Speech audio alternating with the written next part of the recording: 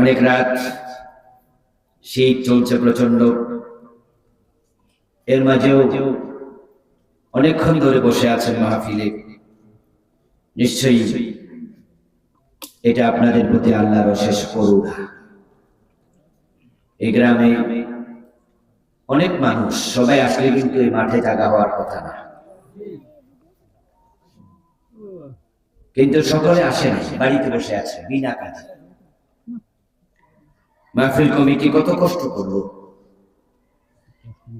নিচে বিছানা দিল, উপরে সামিয়ানা দিল, মাইকিং করলো, পোস্টার করলো, লিফলেট করলো, বক্তা দাওয়াত দিল, নিজেরা শ্রম দিল, টাকা দিল, আর আপনাদেরকে মাগনা ওয়াজ শোনার জন্য আহ্বান করলো। যাওয়ার সময় কি টাকা জোর করে রাখবে কারো থেকে?